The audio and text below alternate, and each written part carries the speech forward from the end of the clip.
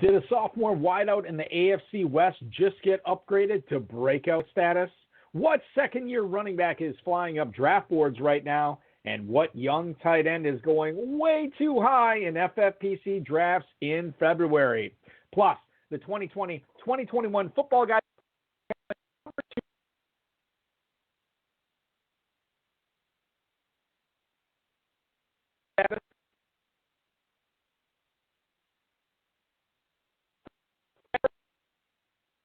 Did a sophomore wideout in the AFC West just get upgraded to breakout status? What second-year running back is flying up draft boards right now? And what young tight end is going way too high in FFPC drafts in February?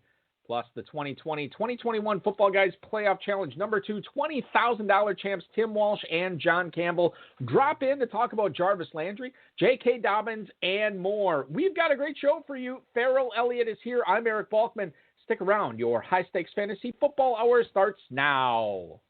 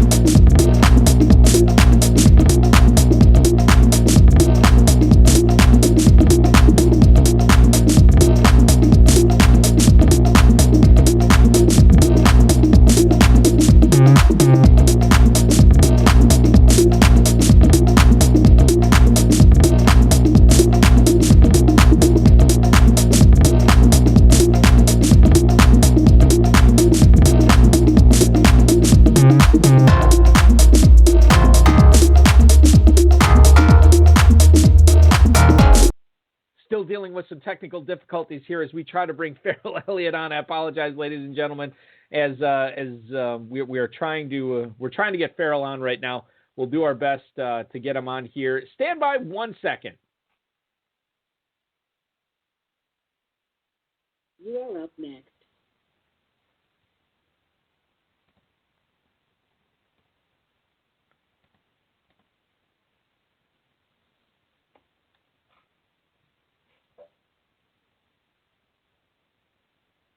Ladies and gentlemen, I sincerely hope the technical difficulties are behind us now. I think we are all set to go. And to skip over the intro, hey, listen, best ball drafts are going on at myffpc.com. Dynasty Orphans available at myffpc.com/dynasty for sale. And Farrell Elliott and I are both in drafts right now, me in the KFFSC, Farrell in the FFPC. And Farrell, as I welcome you back in now, I think one of the things that we'll get to touch upon tonight, you are a little bit deeper into your draft than I am, but we've already made some player selections, which is exciting tonight.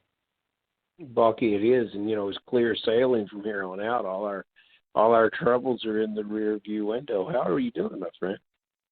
Well, now I'm doing better. Now that we're connected and we're doing our show, we have a lot to talk about tonight, which is good. It's good to hear your voice. And who knew? We do the show a day earlier, and everything gets gone to high hell tonight. But we're going. We're going to have Tim Walsh and John Campbell coming up here in a little bit. They're going to tell us about their $20,000 FFPC Football Guys Playoff Challenge number 2 win. It's going to be very, very exciting. Let's get into it right away tonight without further ado. Football Guys, Draft Sharks, Roto World, Rob are responsible for tonight's Fantasy Flash. We're going to lead things off with some Russell Wilson news tonight. The Athletics, Michael Sean Duger, Mike Sando, and Jason Jenks have all reported that Russell Wilson's team has talked about trade destinations with the Seattle Seahawks to the Miami Dolphins, the New York Jets, the New Orleans Saints, and the Las Vegas Raiders. Now, this report on The Athletic quotes some people around the league believes that a Russell Wilson trade will happen, and if it's not going to happen in this offseason, it will happen indeed in the near future.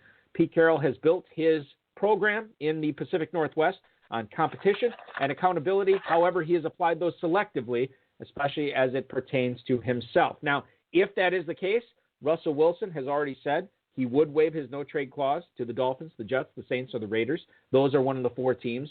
To get out of Seattle, the extension that Pete Carroll signed has him in coaching the Seahawks through the 2025 season. It's interesting here, Farrell, because if so we don't know what's going to go on with the Seattle offense right now. My question to you is regarding Wilson, not so much for Wilson himself, but you think about Tyler Lockett, think about DK Metcalf, 2 of the biggest beneficiaries of Russell Wilson. Are you knocking them down your draft boards right now based on the fact that Wilson may or may not be in Seattle next year? Whew, there's a lot going on here, Balky. These guys, this article kind of impresses me. There's 3 guys that all contributed to this article, and they're trying to, perhaps they're all trying to show up with each other. I think maybe there's a lot of fake news going on here. The agent for Russell Wilson, Mark Rogers, I would imagine in the past would probably say, we'll work this out at the combine. But guess what? There's no combine, and we don't have the ability to get together face to face there. I just this is uncharacteristic for the agent. It's uncharacteristic for the player. I don't know enough about what's going on behind the scenes with this team, but let Russ cook. Russ cooks with his feet, and that's what makes him a beast among quarterbacks in the NFL. And he is gifted and blessed with that skill set. The front office has provided him with not 1 but 2 fantastic receivers and a downfield passing game. The questions appear to be the offensive line. There's some questions here about coaches' sons. Brennan and Nate have been with their father for a lot of years, and I had some experience working under the close eye of my father, and my experience was that I had to work 3 times harder than anybody else just to break even. So I don't really think that this situation has come apart to what this article might suggest, and I think cooler heads will prevail. And if Russell Wilson is slipping past some names, I don't know where he would be slipping past, but if he's getting down close to double-digit rounds, if he's after Brady, perhaps then you're getting a real bargain. But I don't think drafters are going to skip this player over, and I think things will probably settle down and work out like they should. And for this year, Russell Wilson will be a Seahawk. And our boy Mark Waldron, who we exhausted his story, he's up there running the offense. It's a whole new look. Come on, Russell, give the new guys a chance, and let's see what happens. Russell Wilson currently going as the quarterback 8 in FFPC drafts right now. That is right after Dak Prescott and Justin Herbert. It is right before the MVP Aaron Rodgers and Ryan Tannehill. As far as the receivers go in Seattle right now, FFPC drafters have been selecting DK Metcalf as the 7th wide receiver off the board on average at the 209. Tyler Lockett after that as wide receiver 24 at the 512. We haven't seen a whole lot of movement with those 3 players, but since this story just broke on Thursday, maybe we'll see some movement going forward there. Hey, listen, we got Tim Walsh and John Campbell coming up in just 1 minute. The other thing I want to get to before we get to our guest tonight is, of course, I'm going to go to Las Vegas and talk about Farrell's Raiders. Big news today, Tyrell Williams is released. He signed a 4-year deal with Las Vegas, and they cut him halfway through that. He did not play in 2020 after a shoulder injury. 2019, he had 42 catches for 650 yards and 6 touchdowns. And honestly, the first part of his year in 2019 was awesome. Scored a ton of touchdowns, looked great, almost unstoppable. Then he has the heel injury that really limited him the remainder of the season. He is going to be 29 years old, searching for his 3rd team. Farrell, I don't know if there's much fantasy analysis to glean here with Williams. However, Brian Edwards was a guy that a lot of dynasty owners told me on this show last year that they loved. And now he might have the inside track in starting next year, maybe alongside Henry Ruggs. Brian Edwards, wide receiver 85 at the 2305 in FFPC best balls. Brian Edwards in for a breakout now, Farrell? Brian Edwards could be. He's a good player. He had some issues with he had some issues with the coaching. I think he had some issues with the ability to run the routes. Let's take the focus back to Tyrell Williams because he's not being drafted anywhere. And that's a mistake that best ball drafters are making. Williams, I tell all the players in the KFFSC, Balky, don't hold a grudge. The grudge will end up coming back and hurting you.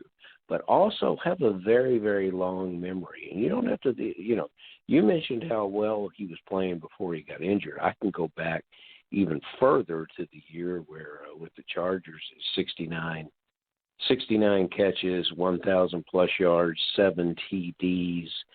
The wide receiver coach with the Chargers when Tyrell had his breakout season has done pretty well for himself. He's now the head coach of the Philadelphia Eagles, Nick Sirianni, a team that is in ridiculous need of wide receivers. Tyrell Williams has a soft landing spot at Philadelphia, especially you guys that are all drafting Jalen Hurts. Here's a in the 20s late round stack that'll probably score you fantasy points once that deal is done, and I think that deal will get done.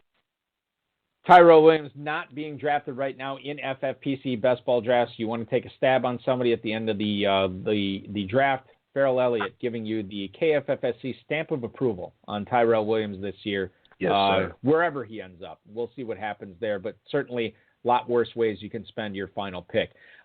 Let's go to our guests tonight. I want to bring them in right now, Farrell, as they have both been very patient. They both started playing fantasy football back in the mid-1990s. That's about when I started, I would say.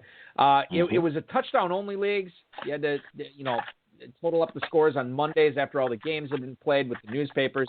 They actually didn't meet each other until 2009, so about 15 years later, and they have been playing the high-stakes fantasy football competitions with WCOF and now the FFPC ever since. They have been playing the main event in the FFPC as well as the playoff competitions, the playoff challenges for the last 5 years. They have first overall in the Footballguys Playoff Challenge 2, which they won this year, but they've won over $30,000 in prizes in the playoff challenges alone. $20,000 obviously. Coming this past year, the Footballguys Playoff Challenge 2 champions coming on the program tonight. Please welcome Tim Walsh and John Campbell. Gentlemen, welcome to the High Stakes Fantasy Football Hour.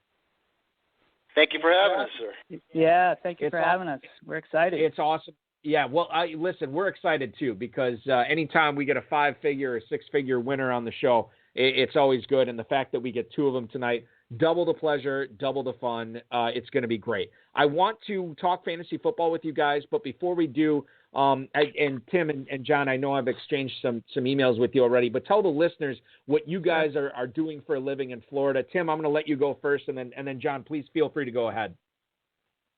Yeah, absolutely. Again, thanks for having us. I came down here in 2009 to sunny Southwest Florida. I'm actually a registered nurse, and I'm actually a nursing supervisor. So I've been doing that for about 12, almost 13 years now. So just kind of like a hospital rat. Love it. I mean, this year has been a year of years. You guys know COVID-19, so we've been kind of in the thick of it. But again, I truly believe nurses kind of have thick skins. We're resilient people, and I'm just kind of proud to be part of it.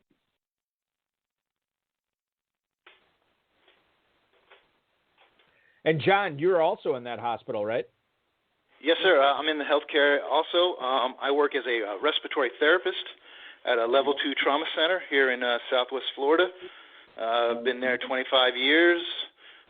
This has definitely been a year of, certain change, and glad I could be of service in some way, and love the hobby that I get to do on the off time. Boy, guys, that hobby will keep you guys moving and keep you guys in the few off minutes that you have in your job, in your work day, give you something to talk about and distract you a little bit. And I must tell you, as a proud son of a 95-year-old mother who has recovered from just had the 1-year anniversary of breaking her hip. You guys can imagine in the COVID year what some of the things we've been through. And I met a lot of nurses this year, and my hat goes off to you guys, and thank you so much for that contribution. You guys, Yeah, the stars aligned in this playoff challenge. I want to congratulate you very much because it's a situation where I've never had much success, and I had a little bit of success this year, and I was proud of that. But a runner-up finish, man, how great that is! I looked over your roster, and there's a player on there that I'm very psyched about, and I keep ending up in the early drafts that I have been doing, classics and best balls. At the very end of the draft, 10, 11, 12.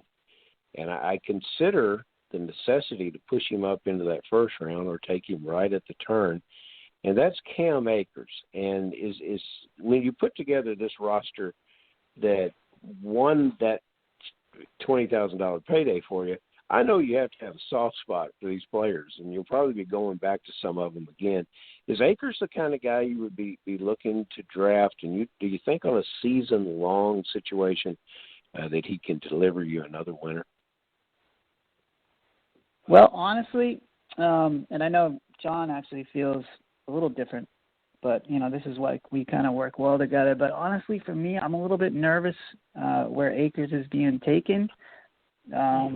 I just, he's being taken kind of like the end of this, the beginning of the second round, around that area. And I'm looking at, God, I got Stephon Diggs, Justin Jefferson, Hopkins, Ridley, some of those receivers in the second round that I'm just like, oh, how can you pass those up there? I'm like, I look at his, he was only targeted 17 times last year, throughout the whole year in the playoffs. I know he was out some games, but, and then Stafford's coming in. How's that going to look? McVay's play calling is like, you don't know what he's going to do. It seems like game by game. Sometimes he's pushing it down the field. Sometimes he's not. So for me, Cam Akers, where he's honestly being drafted, is a little bit questionable for me. So John is arguing the point of taking Akers where he is. John, you like Akers a little better? I do.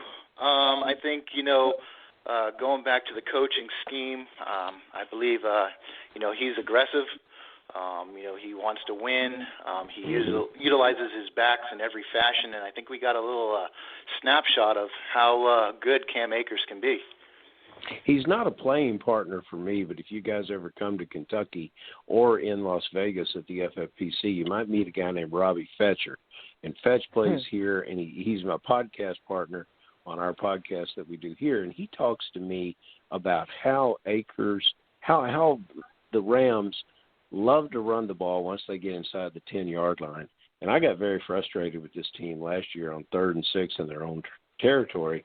They've got a 2-touchdown lead, and they're turning and handing the ball off to Akers because they didn't want, Goff to make. They didn't trust Goff to make the passes. And I know we can't stay on this question all night, but I think that this is an intriguing player at that first, second round turn that you really don't have that as many questions about and as much variance to discuss. So I'm Balky. I don't know where you're landing on this, but I'm going to kind of land on the John side this time. You know what's funny about this is I actually had to make my first pick in KFFSC Best Ball a few hours ago. I guess I didn't have to, but I chose to. And I actually narrowed it down. I knew I was going to take a running back because they were flying off the board, and I thought I could get a pretty good receiver in round 2. But I narrowed it down to Eckler and Cam Akers, and I ended up and listen, I love my Florida State Seminoles, and I wanted to go Cam Akers, but I ended up going with Eckler and faced immediate regret anytime I make a pick like that. I just always – and I could have taken Akers, and I would have regretted the pick as well. Time will tell whether I made the right choice or not with Eckler v. Akers, but anybody who's drafting right now in the FFPC or the KFFSC is going to have to make that call if you want to go with a running back early. Eckler and Akers are two of the best guys out there, along with Ezekiel Elliott, too. That's another guy who's tumbled quite a bit. I want to talk about a receiver, shifting the focus there to you, John. A guy who has tumbled in drafts this year is Jarvis Landry. Seems to be, you know what you're going to get with them. 5-6 catches, 7 catches a game. Yeah, I mean, and the thing is with him is like, I guess he has those duds, he has a couple of spike games as well. But wide receiver 40 in the 10th round of FFPC drafts, are FFPC players letting him fall too far, or does that seem about right for you right now? Wide receiver 40 in the 10th round, I'm going to tell you right now, Mr. Eric, Jarvis Landry is clutch. Clutch. Okay, I mean, that man, he's got good hands. He runs good routes. You can usually get at least 5 catches plus a game, anywhere from 60 to 90 yards. Hope for a touchdown. Getting that kind of value in round 10, absolutely. I'll take that every day. I mean, last year in our FFPC draft, he was ninth in the 9th round, and then in some homegrown leagues, I've seen him go as early as the 5th round. So in the 10th, sign me up every day. Jarvis Landry, fellas, is a player that I bust when I play him and booms when he's on my bench. But I'm glad you guys have had good experience. I want to ask you, John. I stay with you because I want to ask you about a young player that I'm very, very excited about. I've lived in Louisville, Kentucky for 30 years. And the Indianapolis Colts practice and play 108 miles from my front door. And I have never been excited about the Indianapolis Colts. They've had a lot of success. But the team just never gets me excited. This team, these coaches, these players, this new quarterback gets me excited. But Michael Pittman is a player that I expect also going in the same neighborhood where Landry's going in the drafts now, paired with Carson Wentz. Michael Pittman is really my breakout player that I think that, everybody is looking for this year's CeeDee Lamb. I say it's Michael Pittman. And then I say in 2022, we'll be drafting Michael Pittman where CeeDee Lamb is going now. Do you guys agree with me, or have I just finally fallen in love with the Colts and it's taken 30 years and I'm not. I'll meet you halfway. I agree that Pittman is a stud waiting to happen. He's a big dude. He's got some NFL pedigree in him. He's physical. He's your ideal wide receiver number 1. Good hands, gets a lot of yards after the catch. He had a slow start. It seemed like in week 10, moving on, he kind of went bananas. Rivers was using him a lot in different fashions, running slants, the screen passes, doing reverses. I'm not sure, though, if Carson Wentz is actually going to be that big of a difference. He was awful last year. He was very indecisive. He looked scared. He looked like he had a lot of pressure on him. He lost his confidence. So, I mean, if Indianapolis can rehabilitate him, get him confident in what he can do, make him aggressive again, then Pittman has a chance to be a stud. I'm buying into that. I think one season of Carson Wentz with that group in Philadelphia last year, a lot of quarterbacks would have had a bad year, and he has some problems. I agree with you there, and I will say that you are very, very well connected in making good decisions when you link receiver skills to the quarterback, and it's got to be a good match. I think Wentz, even if he does not improve like we expect him to, I think Pittman will improve just because of the different way that the quarterback distributes the ball. But I like your idea, and maybe you'll pull me down to earth. But will you agree that in the 10th round, just like your Landry, that Pittman is a bargain? Absolutely. I think, if everything works out the way it should and the way the coaches want it to work, Pittman has a chance to actually, be up there in the at least top 15.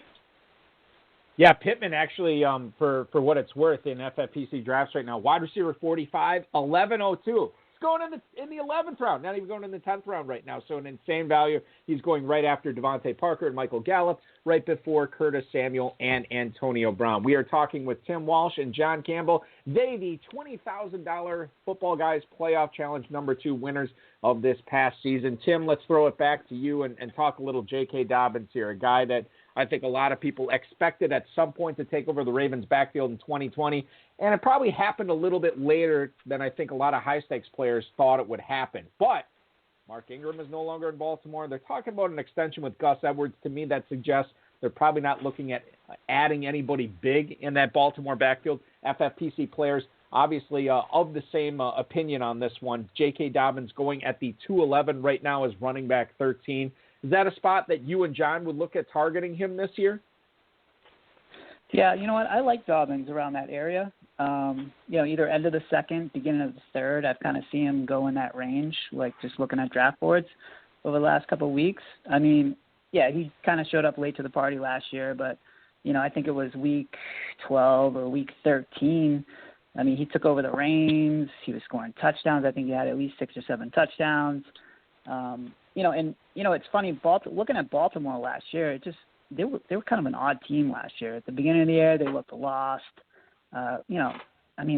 Lamar Jackson almost looked like he didn't care. I mean, I don't know, it was a weird season. And then all of a sudden, they were trying to do the whole passing thing, and I think they got back to their roots come week 12 or week 13, whatever that was. It was all, no, we're going back to running the ball, defense, you know what I mean? So, I like J.K. Dobbins because, Baltimore is one of the teams that runs the most. If they stay true to their roots, get back to the run and, the run game and the defense, what they're known for, that's what works for them, So, yeah, I'm pretty high on Dobbins there. Guys, I like the way you guys communicate and share your information. The partnerships have always been intriguing to me. I first played fantasy football, a partner with my good friend Justin McCord. Most of the time, I play individually, sometimes with another friend of mine named Fenton. All these guys have sat around and watched me maneuver, draft, and lead our teams to losing records. But you guys have grabbed the golden ring, and I love it because you're still playing after all these years. Apparently, you go back to the Wyckoff days, and now the days where we're playing in a league that we can count on from A to Z, the FFPC. So, what makes it work? Have you had some significant disagreements that you still bring up from time to time and laugh about it now, and maybe at the time it happened it wasn't so funny? Tell us a few things that have happened along your path and what makes it work. And honestly, bro, I think one of the funniest stories that we kind of look back on, and why this works, is honestly was our first year in drafting in the Wyckoff League, the main event. We went to Orlando, and I remember sitting at the draft table and with him, and we were kind of mid-late rounds, and we kind of got off on a pick, we kind of just we're talking, we were kind of getting sucked into the aura of the draft and yada yada yada, but and then all of a sudden it was on us. And I remember John, we had mentioned we needed a receiver, and I remember John looked at me, he's like, "Who are we going to take? Who are we going to take?" It was panic, we're on the clock, one of those things. And I looked at him, straight face, and I said, "Austin Collie." And he, the look on his face, and he looked back at me, and he said, "Who the bleep?" And I was like, on the radio, "Is Austin Collie?" And I basically said, "Listen, no time to talk. Peyton Manning, slot receiver. Come on, it'll be good." So and it was hilarious. And this wasn't Collie's rookie year, was it? It was the good year. I don't remember if it was rookie year, but it was the year that I think Dallas Clark might have got hurt. Austin Collie was like a gold mine for us that year because we had taken Hakeem Nicks, who ended up getting compartment syndrome and was filleted in a hospital one day, which was a phone call that John actually called me. I was in a grocery store and telling that our star wide receiver is in the hospital. But Austin Collie bailed us out. So I just think that's one of those stories we kind of look back on saying, it's like, all right, we'll see if this works out, and it did because we didn't know each other. We hadn't. That was actually the first time we ever drafted together, So that's great. Yeah, it takes a bold individual to sell somebody on Austin Collie the first time they're drafting with somebody. That is in the 8th round, no doubt.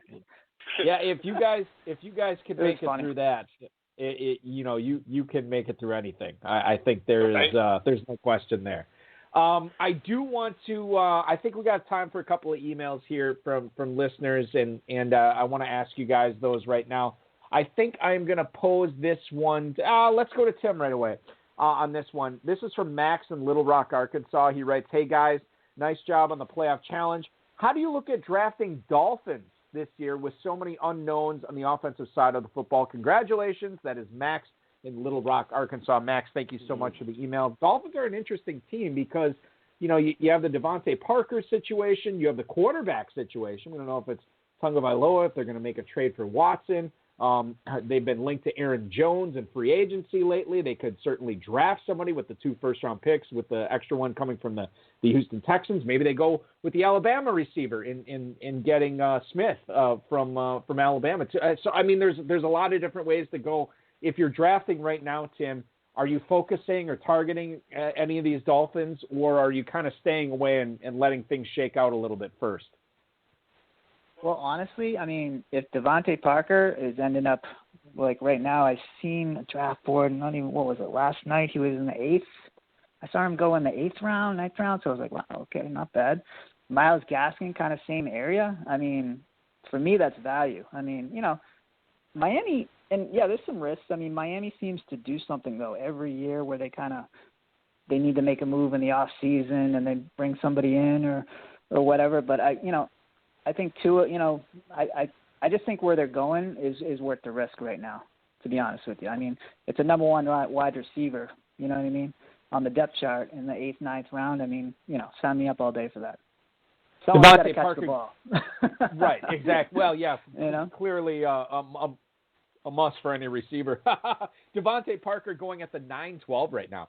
So he's basically going at that 9-10 turn at wide receiver 43. Myles Gaskin was the other guy you brought up. He's going as running back 30 at the 7:09. This is right after A.J. Dillon, Melvin Gordon, right before Raheem Mostert and David Johnson. John, I'm going to throw this email to you, final email of the night we have for you guys. It comes from Willie in Chicago. He writes, "Is there anyone worth targeting in FFPC drafts right now in New England? It's hard for me to find anyone I like getting on my best ball squads there." Thank you, Willie in Chicago. Patriots, this is interesting. So we don't know who the quarterback is. The running back, I mean, James White is a free agent. Damian Harris is still there. Sony Michel is still there. You have question marks at wide receiver with who cropped up last year. Obviously, Edelman's still there as well. And then you have the 2 sophomore tight ends coming up with the kid out of Virginia Tech, with Dalton Keene, I want to say his name is, and then Devin Asiasi out of UCLA. Those guys will be in their sophomore seasons. John, are you excited about anybody in New England for fantasy purposes this year, though? I don't want to be offensive, but no, I'm not. I mean, John, you're hurting my feelings. Now, granted, I feel like there are 2 players on there that kind of make things happen. And it's the wide receiver Myers and Edelman. Now, but it all depends on the quarterback play.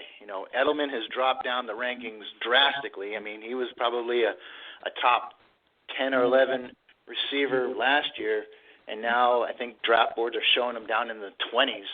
But, I mean, the guy can still flat out catch the ball and make plays and make first downs. So if he gets his targets and the quarterback, if it's Cam Newton possibly, if they can get on a little bit of the same page, I mean, they can move the chains. So, I don't know. But other than that, I ain't don't like it. Tim, now, here's the thing. Now, before we go any further, Tim, I want you to chime in on this. I just looked this up while John was giving his answer.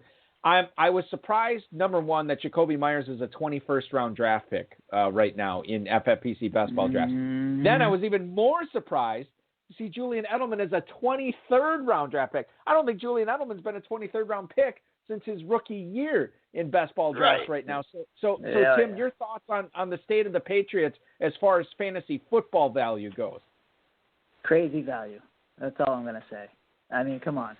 Again, you know what I mean? Someone's got to, You know, I mean, there's, you know, that's one thing, you know, in the years and years of doing this in fantasy football, you know, I think people tend to stay away from, you know, teams that are in bad shape or whatever, you know, bad teams. Oh, they're not going to. But, I mean, there's always production. You know, there's just always production. Again, someone always catches the ball, someone runs the ball. So if you can get those few guys that do it late in the rounds, fantastic, you know? I mean, why not? It is.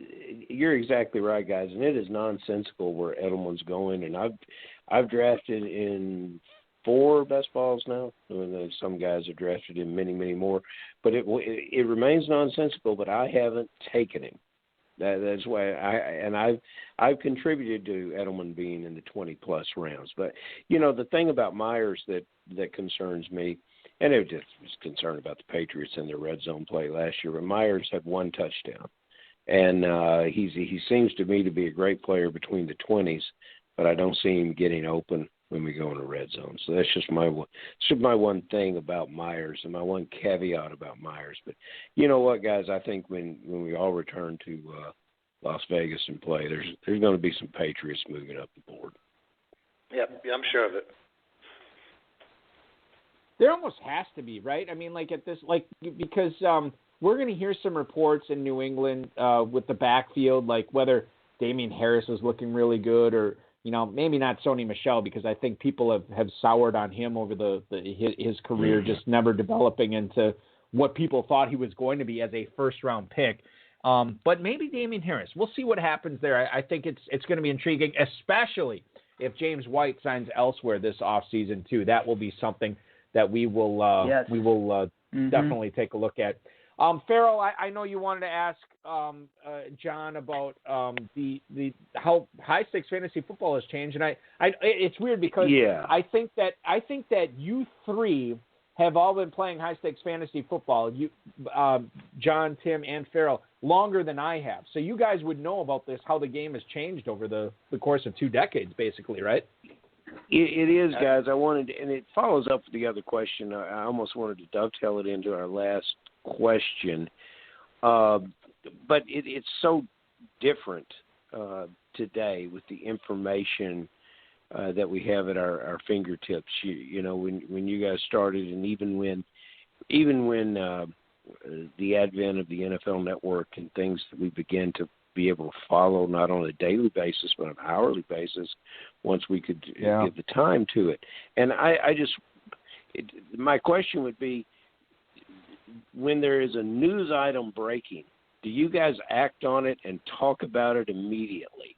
You know, how are you adjusting your communication about fantasy football? Is it an ongoing thing? Are you living with it constantly?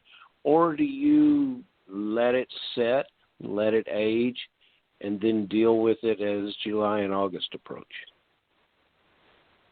I would say we probably eat, breathe, sleep with the fantasy football data that's out there. I kind of knew that answer was coming. Okay, I mean, when we all started, you know, it was you watched the games on Sunday, then you got the newspaper on Monday, and then you were looking at the stats in the paper and circling, like whether your guy scored and then adding that up. You know, now you've got podcasts, TV shows, multiple pay sites. You've got all the information on every player at any given moment, like at your fingertips. So, I mean, you know, between the information that's accessible to everybody and now all the varieties of contests, you know, PPR, auction, dynasty, you know, playoff challenges. I mean, there's so many contests now, and the scoring for each of those leagues are so unique. I mean, you have to kind of be geeked out and be in it all the time. Good advice, obviously, and sort of the new normal that we live in right now as far as high stakes fantasy football goes. So you guys, I know you play in the main event every single year, but $20,000 still a nice little payday for you guys, winning the Football Guys Playoff Challenge number 2. I'm kind of curious, Tim. Do you already have your cut of the loot already earmarked for some, you know, extravagant purchase? or is it something that's going to be saved, invested, whatever? I want to know. And then, John, if you have any plans after Tim's done, I'd like to know what you have in store for that cash as well. Well, yeah, honestly, a little bit of both. Because we've actually, we did the Orlando whack-off here, but we've actually never been. I've been out to Vegas once for the high-stakes FFPC event, but we've actually never been out there together in all these years that we've been playing this. So we've actually earmarked this year as the first year we're going to be going out together. So nice. We're in the process of kind of planning that trip. Yes, very exciting. So we're in the process of kind of planning that.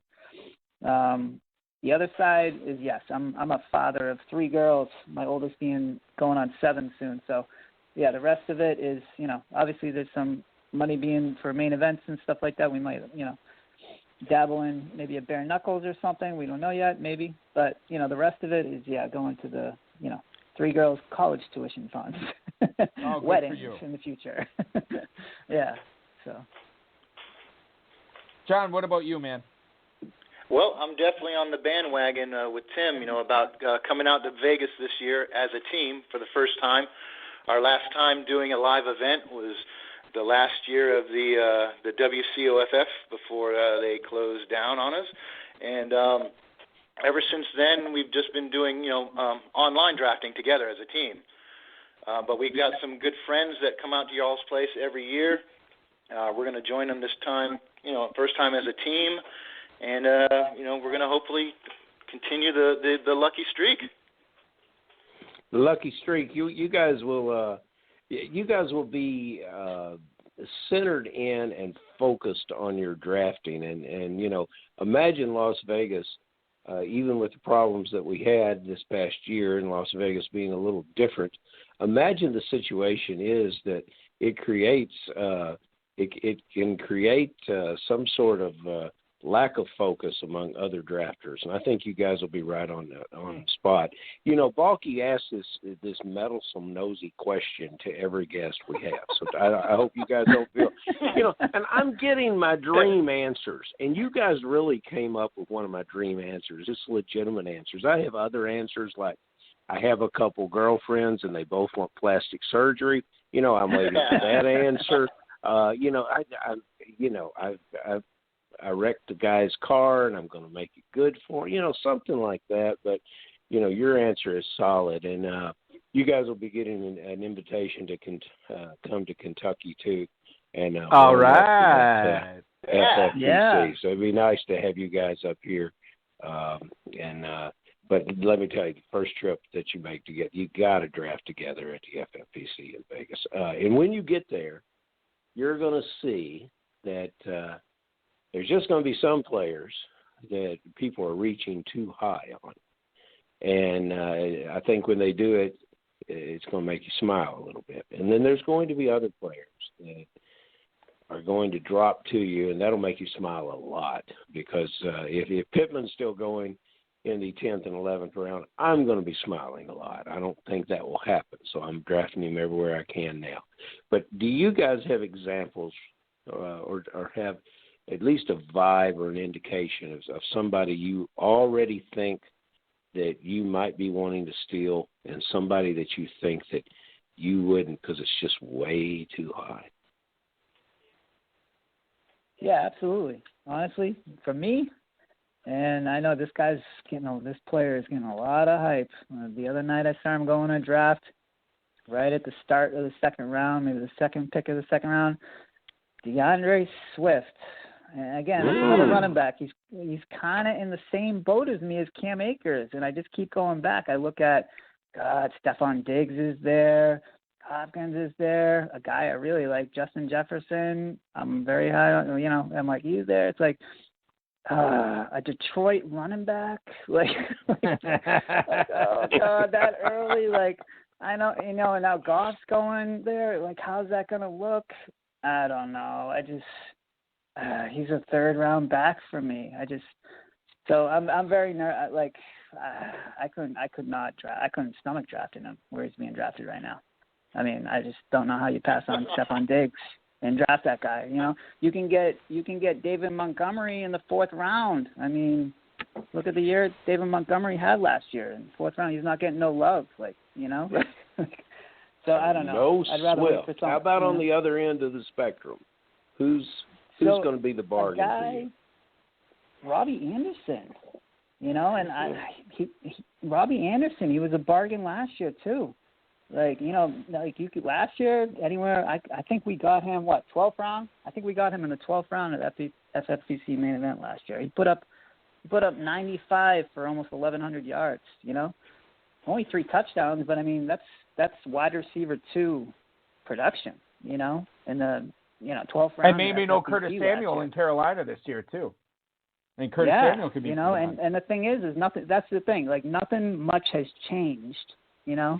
In Carolina, I know there's some talk, Teddy Bridgewater, but you know they paid him a contract. He's going to be slinging the rock, you know. And Matt Rule is still going to be there. And Matt Rule was Robbie Anderson's coach in college. That's why I was kind of a little high on him last year. You know, they had that little Temple connection. So, and I you know, he was productive when he was in the Jets with, you know, we know the quarterback production there. So. Yeah, I think Robbie Anderson, absolute steal. John, what about you? John, what? All right. Well, it shames me to say this, and it's going to hurt coming out of my mouth here, but I am thinking the reach this year is Saquon Barkley. Hey, you know, that injury, you know, I mean, ACL injury, coming back from that and putting up those kind of lofty expectations, it's going to be tough. I mean, yeah, he's Quadzilla. He's got everything going for him, but going from a 20 to 25 point player, he might end up being more of a steady Eddie 12 to 18 point player, and I think you can get that same kind of value at the running back position in rounds 3 and 4, like Tim was saying earlier. What about a sleeper, John? Do you have a sleeper for us as well? I do. I've got 2, but I'm just going to give you the one that I think is probably the one that I kind of think the most has the most upside is wide receiver Brandon Ayuk from San Fran. You know, he didn't put up like magnificent numbers, but in a very short time, I think he put up like 60 catches for like 750 yards and 5 touchdowns with a carousel of quarterbacks between Garoppolo and mixture of quarterbacks here, exactly. And right. so, I mean, imagine if he gets some kind of steady production with somebody constantly to where they can work together. I mean, he could be a steal from where he's going now. It's a good point, and Ayuk has been climbing the boards a little bit. He's wide receiver 25 right now, going at the 604. That's after Robert Woods, Tyler Lockett, right before, actually, Juju Smith-Schuster and Chase Claypool, teammates for right now. We'll see what happens there with Smith-Schuster. We've been talking about him a lot on the show, and I'm sure that's going to continue as well. As you're winning, Tim Walsh and John Campbell, I'm sure it will continue into 2021 as well. Congratulations on that $20,000. Winning the Football Guys Playoff Challenge 2 this year. Awesome stuff from you. Thank you so much for your patronage for the FFPC over the years, and best of luck in all your drafts this year. Can't wait to see you in Vegas, guys. Thanks for joining us on the show tonight. Yes, sir. Thanks for having us, and hope to see you all in Vegas. Yeah, guys, thanks for having us. It was fun. Awesome stuff, guys. Time. Thank you so much. Yep, be good. We will talk to you again soon, probably out in Las Vegas. That was Tim Walsh. That was John Campbell, the winners, the co-champions of the 2020-2021 Football Guys Playoff Challenge number 2, $20,000 to the good guys there, as they will probably invest. You know, I know they said weddings and they said investments and savings. Farrell, you know some of that's going to be invested in the FFPC main event this year as well.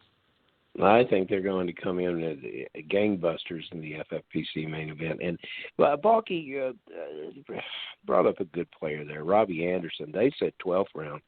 I got him in the 15th round last year. It was a lifesaver for me. Do you have numbers on where he's going now? I can tell you exactly where he's going right now, and then I got a Robbie Anderson Kentucky story that I can share with you. Robbie Anderson is wide receiver 39 at the exactly. Wide receiver 39 for Robbie Anderson right now. He's at the 906. This is behind Deebo Samuel and Jarvis Landry. It is ahead of Laviska Shenault and Jerry Jeudy. That is where Anderson is ending up in drafts right now. I'm going to tell you my Kentucky Robbie Anderson story. I may have shared it with the listeners before, but when I participate in several Kentucky Dynasty leagues, and when it was coming down to cut down day in the summer, I had to figure out who I was cutting and who I was getting rid of. And I always historically wait till like the day before, the day of, because I want the latest information possible so I know I'm not letting somebody go. And all off season, I just planned on dropping Robbie Anderson. And something happened. There was a couple of things that happened or something, and there were obvious cuts for my team, like a guy who was going to be on IR early on in the season, or a guy who didn't have a job, something like that. So I was like, yeah, I guess I'll keep Robbie Anderson. And quite frankly, from like week 3 on, he was like a starter for me on that dynasty team. I think I got like 3rd or 4th place in the league, and I had no business doing it. And Robbie Anderson was a big reason because of it too. I just, he had some good years with the Jets. I just never really thought that he was going to take off the way he did with Bridgewater as his quarterback, and on the same team as Curtis Samuel and DJ Moore, and it just worked out that way. And he might have a larger role this season. I would expect his ADP to climb a little bit more than where it's at right now. I would too. Your dynasty team's just like this show, Balky. It's winning because no one else was available. He got his chance, and there you go. The thing about Tim, I think he would love Kentucky because you have to start 3 receivers here, and he doesn't want to draft any running backs in the second round. So he's going to be with yellow stickers on the board moving into the 5th round, before he even considers. But the thing I love about those guys, you can tell that they are engaged football fans, that they really, really love the game, and they really love the hobby of fantasy football, and it's made them bigger and better fans. Those guys, I don't want to have to draft at the table with those guys, because those guys are as our guest said regarding Claypool, those guys will be a menace. So that's what we're expecting from them. I do want to point out a couple of things that stuck out to me after talking with them for the last half hour or so. They mentioned the whole quarterback receiver pairing, which I think is something that you've talked about on this show before too. You draft the receiver, you're sort of drafting the quarterback with them, and they made the Wentz Pittman analysis too, where I think it was John was saying, I'm a little skittish about Carson Wentz quarterbacking the Colts this year. But Michael Pittman in the 10th round, regardless of his quarterback, that's something you got to sign up for. And everything's relative. You should never say that, this player is completely off my board, because everybody has a value somewhere. And so even if you're not a believer in Wentz, and I believe you are a believer in Wentz this year, I think you've shared that both on the Kentucky podcast and on this podcast. You think Wentz bounces back this year, right? I do. I think we said it last week, or I said it last week. He'll lead that team in the AFC Championship game against the Chiefs. This is going to be a beautiful thing. It's going to be a beautiful thing, and everybody that can get engaged with these Indianapolis players, man, this is a complete football team. They're going to do very, very well. And Pittman is the leading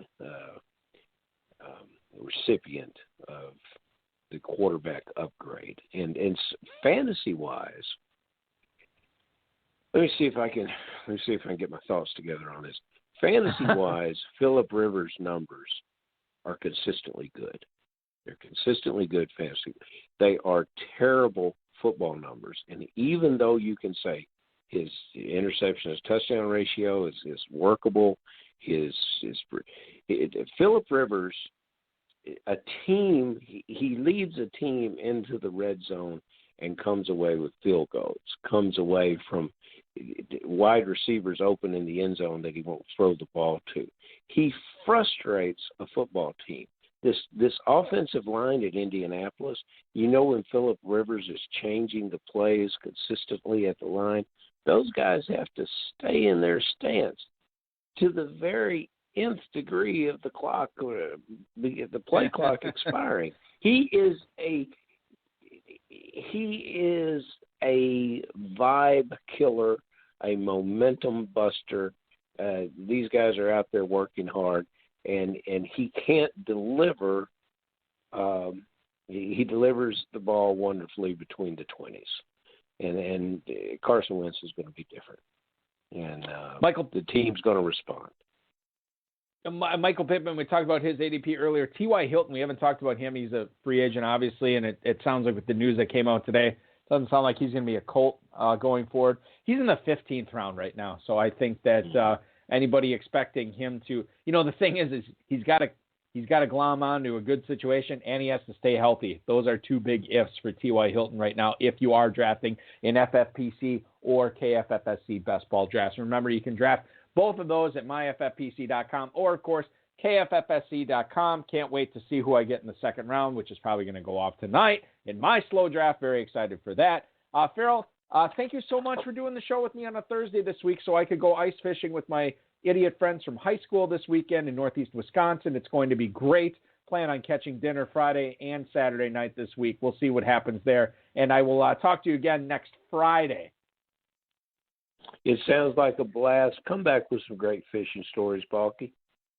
I'll do my best, man. I'll do my best. And hopefully I'll get to share them on Friday. All right. Be good, Farrell. We'll talk to you again soon, dude. See you. Farrell Elliott, ladies and gentlemen, remember to check out his contest, kffsc.com. I am, of course, in a best ball draft there right now with some luminaries from the Kentucky Fantasy Football State Championship who also play in the FFPC as well. So always good to compete against those people. The best of the best right now, and hopefully it turns out well for me this year. I can't wait for it. That is going to do it for our show this week, ladies and gentlemen. I want to thank Tim Walsh. I want to thank John Campbell, Farrell Elliott, the FFPC, Rob, our mutual friend and producer, and Bryce, my best friend and audio engineer, and, of course, each and every one of you for tuning in on a Thursday night where we had some audio difficulties. And no matter when you're downloading this, whether it be Friday, Saturday, or later on, thank you so much, ladies and gentlemen, for that. All right, so as I already alluded to, Farrell, next week we will be back at 10/9 Central with a 5-time 2020 best ball champ, Todd Kovler. Todd is going to be joining us this week, or this coming week, Friday at 10/9 Central. We will not be doing a show Thursday. We'll be back to our normal Friday show next week. Remember to register best ball leagues at myffpc.com as well as kffsc.com. myffpc.com/dynasty for sale if you want to pick up some dynasty leagues. Thank you so much for listening. Your weekend starts now.